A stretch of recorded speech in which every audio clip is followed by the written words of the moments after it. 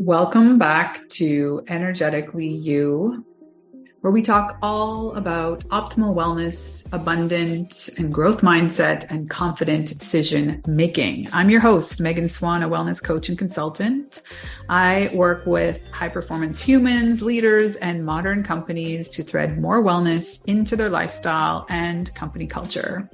So ultimately it becomes a way of life and not a check mark on the to-do list. Today, I am excited to get to know better and interview Jay Chase. He is a certified speaker, coach, and host of the top-rated Don't Touch My Mindset podcast. Jay is passionate about helping people overcome the self-manufactured limitations in thinking. Jay is a high sought after motivational speaker and champion for recovery and sobriety. That is one of the ways that I know him, through the Sober Curator. So I am so excited to get to know him in this light and talk all about leadership and self-leadership. Let's dive in. Welcome, Jay. I'm very excited for this conversation and to get to know you better, more in your own limelight. And yeah, let's just start with you. You were mentioning off the top that you get up at, I think, 3:45 a.m. Please tell me all about your morning routine. Yeah, absolutely. Well, one, it's a pleasure to be here. Absolute honor. So thank you for having me on the show. But yeah, 3:45 every single morning. I've been doing it for almost 2 years now. And that is vital to me because I spend the first hour with developing a relationship with my higher power. And then I'm able to journal, write down how I'm feeling, what I'm thinking, how I'm being creative. And then I'm able to look at my tasks for the day and actually look at what I want to get done, how I want to go about the day, and what I need to get done. And then I start attacking the day probably about 6 a.m., feeling charged up and ready to pour out into everybody. Wow. That is really powerful. So what got you onto that practice? Finding ways to put myself first, so often in our lives, we get caught up in how we should serve others, how we tend to treat others, how we put others first, or other people's feelings. And there's a point in my life where I'm like, yo, I got to put me first. I got to take care of me. My life was on a decline. Even in sobriety, I'm 6 years sober, but even in sobriety, I had to restructure my morning routine because I say we change, we develop, we evolve. And as I evolved, I figured that I wanted to start my own company. I wanted to help more people. But what I realized is that we don't get more time in the day. So the power of sacrifice really kicked in when I was like, all right, how bad do you really want to pour out into people? Because you only have so much time in the day working a full-time job and trying to build your own business. So I actually turned inward, developed the leader within me. And I was like, yeah, we got to take advantage of the time that we do have. And so I started getting up at 5:30. Then I moved out to 5:15. Then I moved out to 4:45. Then I moved it to 4:30, and now we're at 3:45, and I have a son now. So we made that adjustment very, very easy because now I just take like the super early morning shifts to like feed him and do the things and spend time with him. And now I incorporate my inner leadership development journey with my son. And it's triggered me to start writing my book for my son about leadership and what that looks like and how we lead within our own lives. So many follow-up questions. I completely relate to the sort of, starting. That was an integral part of my initial phases of taking better care of myself. As in, really at that point, I was not a new mom. I had a 2 and a 4-year-old. But yeah, I started with 10-minute morning routine. And now it's, on a good day, a non-negotiable. It's always an hour. If I get 2, it's amazing. So I love that you explained that you didn't just start getting up at 3:45. So people understand that it's a process. It's a process. It's a process. It's a process. Yes.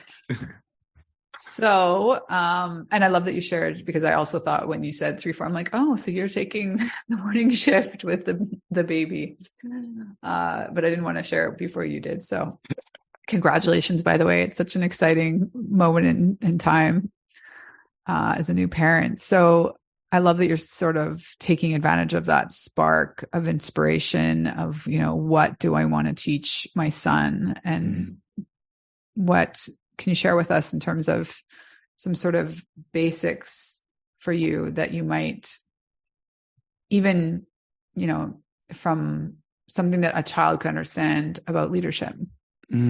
Yes. Oh, I love that. Leadership is nothing but influence. Leadership is nothing but influence. Some people think that leadership is a title, it's position, it's people giving you permission so you can lead them. Leadership's not even that. All it is influence over people and how you influence people. And the number one lesson that I want to teach my son, and that's it easy enough for a kid to grasp from the early ages of development of that autonomy, is that in order to influence people, you have to add value. And that will equate to your leadership. It's how much value you add to people. Yeah.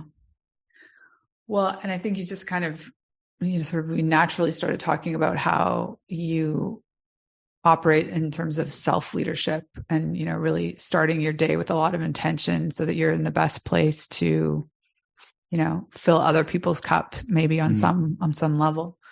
Was that always innate and natural to you, or did you maybe start trying to have a positive impact and add value before you were really supporting yourself first? Yeah, no, a lot. Yeah, I love this question. It's a really good question because I think it's something that's not talked about enough, with everybody wanting to share their story and everybody's a speaker nowadays and everybody has a story.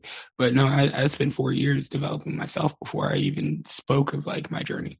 And I think that's vital for anybody to spend a decent amount of time alone with them before they start, trying to pour other people's cup, because we got to fill ourselves up first. If we were on an airplane, the flight attendant would tell you, if the plane starts to go down, put the mask on yourself first before you try to save somebody else. And so it's really looking at what do I need to overcome? And once I overcome that, then the people that I can help are the people that I used to be. Mm-hmm. So can you share maybe some of the threads of aspects of yourself you felt like you had to overcome or sit with or deal with, however you want to? Oh man, I don't even know if we got enough time on this podcast for all those things. I did say pick some. I love it. Shame, guilt, doubt, insecurities. My biggest thing is rejection. I follow through on commitments, controlling my emotions.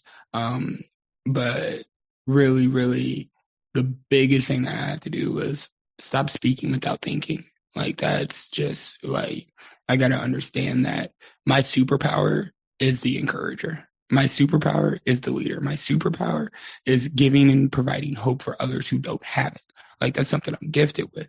And I had to stop using that strength overextended when I would find myself in an angry situation, when I wouldn't follow through on my commitments, when I would be met with rejection or not acknowledged for my accomplishments or not even getting a compliment. It's just who I am, that I would speak without thinking and ended up lashing out and hurting others. So those are things that I really had to overcome.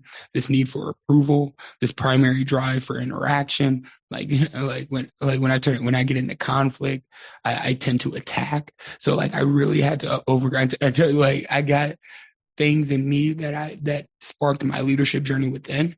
And now I can be this great, amazing man that people see. And now I can pour out, because these are the things that I've actually overcame by myself. And I can pinpoint them and know what I teach, know what I do, and know how I love on people. Yeah. The lashing out and the anger, I can relate to that one. Was it more of a mirror that was coming up, or was it really just something made you reflect personally differently on how you were showing up? Yeah. So in 2017, February 5th, I woke up in a jail cell. And I didn't know how I got there, didn't remember, blacked out the night before. I was just drinking too much. And it's not the first time I woke up in a jail cell. So naturally, what I do when I wake up in a jail cell, I press this little button, right? You know what I mean? I got a routine at this point. I'm like, oh, okay, here we are again. But I push this little button. It's like, hey, what's my bond? no bond. I was like, whoa, hold up. This is the first time we ain't never had a bond. Normally I'd get in jail and I could just bond out. We'll deal with it later, down in court, lawyer, whatever. But no bond. I was like, yo, what did I do? Did I kill somebody? Did I what did I had no recollection of it. And I pressed the buzzer again and I said, yo, what's the charges? And they said, probation violation. And I felt like a weight was lifted off my shoulders. I was like, at least I know what I did. At least I know,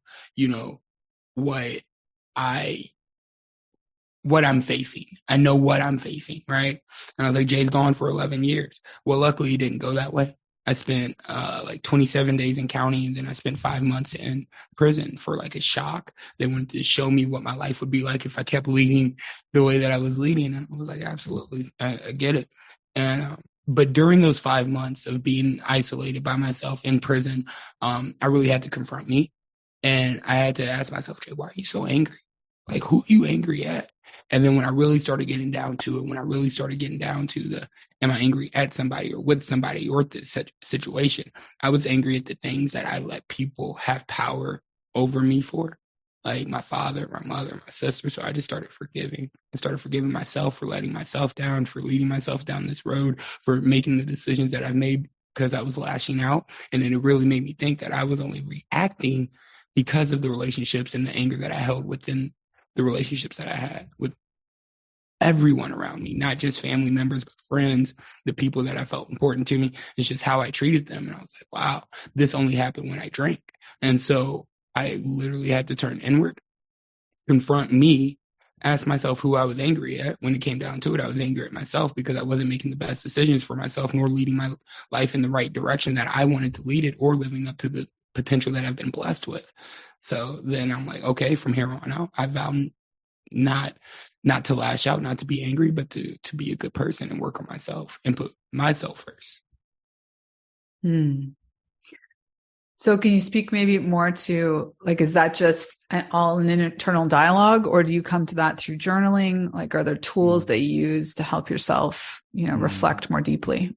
Yeah. She said, make it practical. I need some practical steps. What can we do? I love it. I read a book called The Power of Forgiveness. A lot of people talk about self-care. A lot of people talk about your self-care routine. A lot of people talk about self-love. I don't believe you can get to any of those things until you go to self-forgiveness. Like, we got to go through that mucky water of self-forgiveness. And this book called The Power of Forgiveness. And like, I couldn't tell you who wrote the book. I couldn't tell you what the overarching point was about the book, but I can tell you the one thing that got me, that hit me in the heart. And it said that forgiveness isn't for the injuster, but it's for yourself. It's to reclaim the power that you have given somebody else. And I was like, oh, nah, what? Well, you mean I don't got to be angry? And so I started writing letters. And the one practice that helped me the most was I made a list of everybody that I needed to forgive, that I've given power to, that I've let control over my emotions of. And then I started writing out to my father, I hate you for, I hate you for, I hate you for, I hate you for, on the front page of this paper. And on the backside, I wrote, I forgive you for those exact same things. And I don't believe that forgiveness is complete until release. And so once I was writing those I forgive you for statements, that was me releasing that back to wherever it needs to go, but not in me. And I did that for my father, my mother, my sister, my other sister. And I did it for myself. And I literally identified, isolated, and devalued what I hated them for, and how much I held on to that, and I released it and let it go. So the practical way is write down what it is and then forgive it. Yeah, I love that. And did it seem natural to you to do yourself last? I still felt something brewing in me after confronting all those issues, after confronting all those people with myself. Like, the only person I actually read that letter to was my father. And but my mother, I think she's heard me speak about this practice before, like on stage, but she's never seen the letter, read it, and neither any of my sisters. But I read it to my father. But when it came to me, I was still like, there's something I need to forgive myself, which was, and it made me think back to the book. I said, forgiveness is for me, not for anybody else. And I still did it for other people. And I was like, and so then that's where I was like, yeah, I got to have a difficult conversation with me. So is it a goal or a dream of yours to be a motivational speaker, or did this just kind of like organically fall Absolutely on your not. lap? Absolutely not. Absolutely not. Looking back, you'll always hear me say that life can only be understood backwards, but we're forced to experience it forward. So looking backwards, I'm like, oh, of course, there's the steps. There it is. There's the signs and symbols that like I can even trace back to the point where it started. But moving and navigating through that, I was like, absolutely not. I remember laying in prison and general population. This guy would get up every single night, tall, like big white dude, tattoos all over his head, all over his body. And he would literally get up and read scripture and like basically preach to everybody in the pod. And it was one day, one evening, I was laying down on my bunk and he comes to my cell and he said, you know, that's supposed to be you, right? And I was like, what, bro? Like, get out of here. What are you talking about, bro? I love what you're saying. Like, I feel you. I'm rocking with you, but yeah, that ain't me. He said, no, that's supposed to be you. God told me to come tell you that that's supposed to be you. And I'm leaving. I'm not going to be here no more. I'm getting transferred. And so I need you to keep this going. And I was like, yeah, all right. Little behold that he got transferred the next day. And I was like, oh, snap. And so I just felt called to literally pick up scripture and just kind of continue and interpret the scripture that I read to the people in the pod. Through then, that was the first time I ever like got in front of people and spoke. And like it felt natural. I'm like, yo, there ain't nobody listening to me. I'm trying. I'm out. You know, I'm really trying. So I kept it up. And then it fell to the wayside. But then I sold cars for 9.5 years. And I'm like, oh, I am a communications expert. And now I'm teaching. Now I'm, you know, as top car salesman for my company, doing those things. And I'm like, oh, it makes sense now. So naturally, it's always been there. Did I acknowledge it or lean into it? Absolutely not. I ran from it. But, you know, once I finally sat down and started sharing my story with my podcast, people started listening. And I was like, oh, okay, I got you. So looking back, do you think that he was just planting a seed? Like, what did he see in you? I couldn't tell you. Looking back at that moment, I was like, yo, I had no control in that situation. It was nothing to me. That had nothing to do with me. That was the conversations that I was having with myself, the prayers I was praying, like I was just like, all right, cool. Like at this point, I have surrendered to all that I know, and I had no control. Being in a place of like no control at all. So it was the fact that I was like, yo, if this, I gotta have something else direct my steps because I've tried it my way and I ended up in prison. So let's make the most of it while I'm here and at least be of some type of servitude. And that really birthed my mindset of servant leadership. That's huge. Mm. All right. So let's place, I'm so curious, like what are some of the communication skills that you pull out of all of your experience as a car salesman into leadership, motivational speaking? Yeah. One would be understanding that everybody speaks in a different language, that not everybody communicates how you communicate. So first and foremost, I'm a certified DISC facilitator, teacher, trainer, communications expert, and emotional intelligence practitioner. And what that does is break down the 4 personality styles that every single person seems to have, right? This assessment was developed about 100 years ago by the same guy who developed the first lie detector test and the character Wonder Woman. Absolutely insane. Like, you know, I was like, how do those two like have any commonalities, right? But they're both designed to get the truth out of you. And so they say that this assessment and this tool is designed to show you who you really are and who you're not. And so when I learned that each personality style has a different communication style, I'm like, oh, I get it. People don't care how much I know until they know how much I care. And just because I speak in a certain way doesn't mean that they're going to resonate.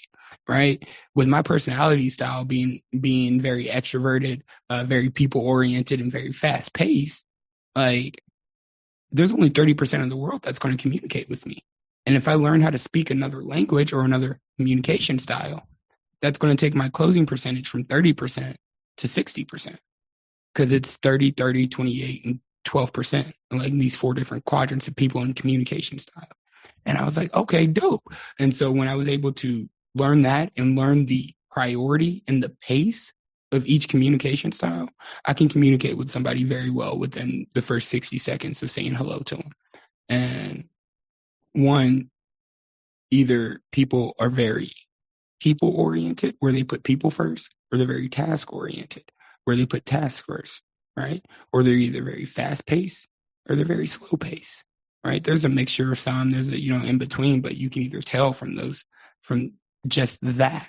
And so when somebody's slow paced and task oriented, I got to slow down and look at what we're doing. Right.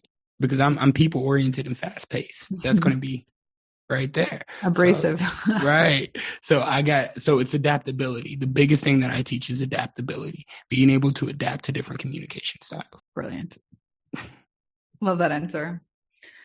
Yeah. So what, I guess, about fatherhood has surprised you so far?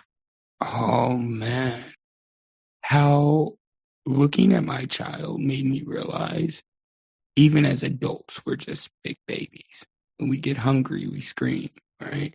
When we're not getting our needs met, we throw a fit. It takes a level of self-awareness. There's a statistic out there, if you believe statistics or not, that 15% of people are actually self-aware. And that's cognitive of thinking, behavior, communication, and emotional intelligence, self-regulation and social regulation, social awareness and self-awareness. And so when looking at my child and knowing that he is completely dependent on me, his mother, and to meet those needs, that he's in not any type of control, is how I should be leading life. Not trying to control things, but more of adding value to wherever I find myself and depending on the relationships around me to maximize and leverage the opportunity. Good answer. All right. So let's I want to talk a little bit about your podcast. Again, was that something that kind of just fell into your lap, or did it sounded fun, or how did that start? Complete challenge, man. This is why I always talk about your environment. I hosted a Bible study for about a year at my house and in my home for people who just wanted to develop a relationship with God. And that's what I did. I didn't go to church. I'm not very religious, but I'm very spiritual in touch with my relationship with my Creator. And I was hosting a Bible study, and my friend, who I've known since high school, junior high, was coming, and beautiful things were happening. Like, he's never even picked up a Bible, and he's in there reading verses, right, in my living room. I'm like, yo, this is crazy. Like, I'm the furthest thing from a pastor, right? I'm like, yo, this is crazy, right? And one day after Bible study, he said, Jay, man, because I kind of facilitated it like trainer naturally style. I didn't know it, but he said, Jay, you got an amazing testimony. You got an amazing story, man. I think so many people would benefit from hearing it. And he goes, I think you should start a podcast. And I laughed at him. The same thing I did with dude in the prison. I laughed at him. I was like, yeah, right, a podcast. I was like, yo, if you show me how to create a successful podcast within with a plan, a strategy, like, you show me how to do it, I'll do it in 30 days. And 2 days later, he shows up with a handwritten business plan on how to create a successful podcast. And I was like, dope, I'll see you in 30 days. And 30 days later, I released the first 4 episodes of my podcast. And now, heading into 2023, I have one of the top rated mindset podcasts to follow in 2023. So that's amazing. Congratulations. Thank you. It is very, very interesting how it plays out. But yeah, definitely something that was not planned. It was kind of like laughed at again. Like, no way. And it's continues to be sort of a labor of love. Like, how do you look at your process in creating content for it? I have developed a lot within since starting it. And this is why I always say that we're always evolving, we're always developing. Because now it's not about me anymore. First, my story was about me. At first, it was my story. At first, it was, this is the pain that I felt. Well, now I look at it like, just because I got cut on my leg and you got cut on your arm doesn't mean that we felt pain any differently. People are listening.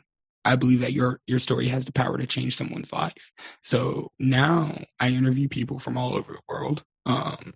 Now I continue to put out episodes because there's people who have directly reached out to me and said that I've helped them. And as I pray every single morning at 3:45 to not be in control, but to be effective, it shows the return on my investment. Last question. We started off talking about leadership really just being influence. So what are you trying to influence at the moment? Yeah. Honestly, I am literally looking for leaders to add value to. I'm like constantly looking for leaders to add value to. I call it the Maxwell theory. So a huge inspirator of mine is John C. Maxwell, right? And #1 leadership development coach. He's literally trained leaders from every single country in the world. I mean, when you think of every single country, he has trained leaders from that country. And phenomenal guy. And he made a vow to serve 11 leaders, to be available for him for free whenever he wants to. And so I call it the Maxwell theory of every time I book a client, I have to find a client or find a leader to serve for free. So the return on my investment from last week was I had 3 leaders reach out to me. I only work with very few select leaders at a time because I do more organization training. And I made myself available for these 3 leaders. And they're in my program. We're doing our thing. But then I was like, Maxwell theory. Now I got to find 3 leaders to serve for free. So it's like I'm looking for people to add value to. And like I said, leadership is influence. And how do you influence people? By adding value. And leaders go find the people that they add value to. It's not that they sit around and wait for people to ask for help, but we go out and add that value so we can elevate and help people lead their lives better. So what I'm trying to influence right now is just people to live a better life. That's all. Amazing. You could sort of dilute down, like, is there sort of like a common theme that you're really seeing people specifically struggle with that's, maybe speaks to the times? Yes and no. I believe that people or the only thing that really makes people frustrated is the art of communication. They don't know how to express, or they express too much. Either their priorities is clashing with somebody else's priority, or their pace is clashing with somebody else's pace, whether that's people and task or whether that's slow and fast. So what I believe that all conflict boils down to communication. What are you trying to get across and what is coming across? And so when it comes to developing leaders, the only problem is just take the time to listen to someone. Like, as much of a great speaker am I, and like as much of an influencer that I am, and a leadership development coach, and working with all these companies and helping people achieve success, I listen to them. The first thing I ask somebody is, talk to me about your failures. That's my first leadership question. When anybody brings me in, and anybody wants to work with me, say, talk to me about your failures. And I'm able to help them develop from the inside out through that, from where they fail. Yeah. Well, thank you so much for this conversation. Yeah, this has been phenomenal. Thank you for having me. This is a joy. We'll share all the ways to connect with you, but is there anything specific you want to point people to? Just thejchase.com. You can find all the stuff there. All the features, where the events are, everything. thejchase.com. You'll be able to find it all. And on all social media platforms, VJ Chase. Amazing. Well, thank you so much for your time. And we'll be in touch soon.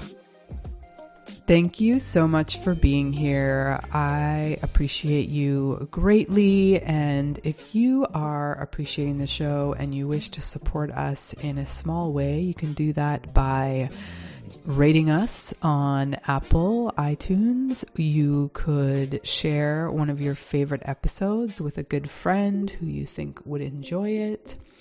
And you can subscribe to the show. All those things help us get more eyes on the podcast. So if you want to connect with me, you can find me on all platforms at Megan Swan Wellness. You can check out the website, meganswanwellness.com. I hang out mostly on Instagram and LinkedIn, so please drop me a message and tell me what was your major takeaway from the show. Have a beautiful week wherever you are in the world. Sending my love.